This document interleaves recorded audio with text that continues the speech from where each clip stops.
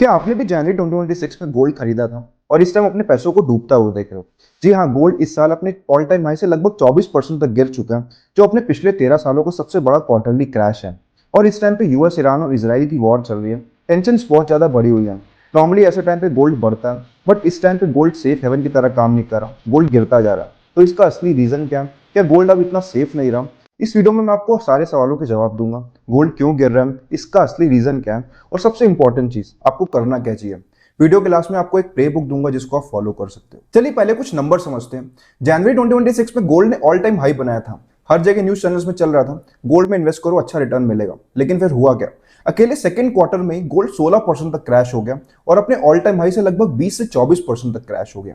ये सिर्फ एक छोटा सा डिप नहीं है, ये एक स्ट्रक्चरल शिफ्ट है जो ग्लोबल इकोनॉमी में हो रहा है। अगर इसको आप समझ जाओगे तो फ्यूचर के लिए अपनी बेस्ट स्ट्रैटेजी सेलेक्ट कर सकते हो। आपको एक बेसिक चीज बताता हूँ, गोल्ड के ऊपर कोई फिक्स्ड इंटरेस्ट नहीं मिलता। यानी जब भी अपने पास आप गोल्ड रखते हो तो आपको सैलरी जैसा कोई रिटर्न नहीं मिलता।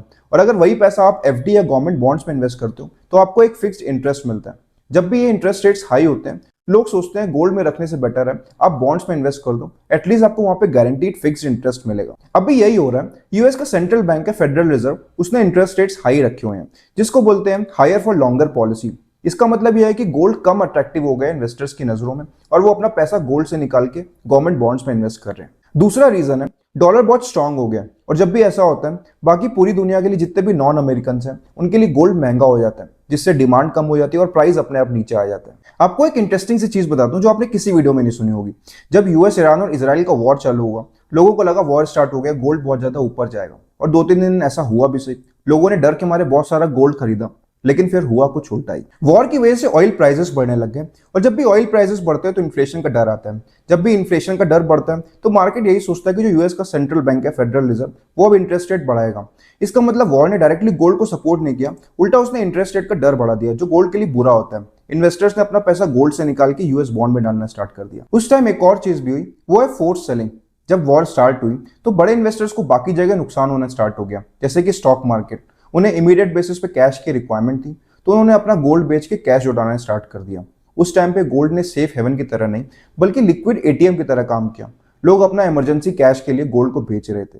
Now this is a lesson for all of us कि वॉर हमेशा गोल्ड को ऊपर लेके नहीं जाता। अगर इन्फ्लेशन और लिक्विडिटी का क्राइसिस है तो गोल्ड गिरता भी है। ये 2026 का सबसे बड़ा लेसन था जो ट्रेडिशनल तरीके से अलग है। एक चीज और भी है, लोगों में पहले डर था कि ट्रम्प किसी ऐसे इंसान को फेड का चेयरमैन बनाने वाला है जो कि लूज मनी में बिलीव रखता है, यानी वो इंटरेस्ट रेट्स कम करेगा। लोगों में डर आ गया कि अगर इंटरेस्ट रेट कम होगा तो इन्फ्लेशन आउट ऑफ कंट्रोल हो जाएगा। लोगों ने भर भर के गोल्ड में इन्वेस्टमेंट करना स्टार्ट कर दिया और गोल्ड के प्राइसेस बढ़ने लग गए।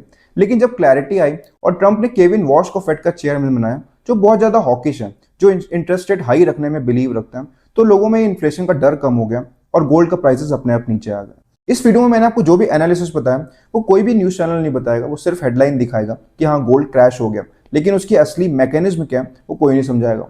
इसलिए वीडियो अच्छी लगी हो तो लाइक करो, चैनल को सब्सक्राइब करो इसी तरह की और इन्फॉर्मेटिव वीडियोस के लिए। चलिए अब आपको बताता हूँ कि गोल्ड लॉन्ग टर्म और शॉर्ट टर्म में कैसा बिहेव कर सकता है, क्योंकि दोनों की डायरेक्शन एकदम अलग है। शॉर्ट टर्म में यानी 3 से 12 महीने सारी कंडीशंस गोल्ड के अगेंस्ट में है, high interest rate, strong dollar. So short term में गोल्ड या तो नीचे जा सकता है या तो स्टेबल रहेगा। लेकिन लॉन्ग टर्म में बहुत सारे ऐसे फोर्सेस हैं जो स्ट्रक्चरली बहुत स्ट्रॉन्ग है और गोल्ड को सपोर्ट करते हैं। पहला है सेंट्रल बैंक्स। जो बाकी देशों के सेंट्रल बैंक्स हैं वो बहुत ज्यादा गोल्ड खरीद रहे हैं। वर्ल्ड गोल्ड काउंसिल की सर्वे बताती है कि आगे आने वाले टाइम पे सेंट्रल बैंक्स अपना गोल्ड रिजर्व और ज्यादा बढ़ाएंगे। सेकंड है, पूरी दुनिया में गवर्नमेंट डेट अपने रिकॉर्ड लेवल पे है, और जब भी गवर्नमेंट डेट बहुत ज्यादा होता है तो लोग उसकी करेंसी पे कम भरोसा करते हैं और गोल्ड पे ज्यादा ट्रस्ट करते हैं। थर्ड है डी डॉलराइजेशन। बहुत सारी कंट्रीज को अब ऐसा डर आ गया कि यूएस उनके ऊपर कभी भी सैंक्शंस लगा सकता है, इसीलिए वो अपना रिजर्व्स डॉलर से हटा के गोल्ड में शिफ्ट कर रहे हैं। कंक्लूजन है, शॉर्ट टर्म में गोल्ड थोड़ा सा वीक दिख रहा है, बट लॉन्ग टर्म में उतना ही ज्यादा स्ट्रक्चरली साउंड है। ये क्लासिक करेक्शन है बड़े से बुल मार्केट में। चलिए प्रैक्टिकल बात करते हैं कि आपको करना क्या चाहिए।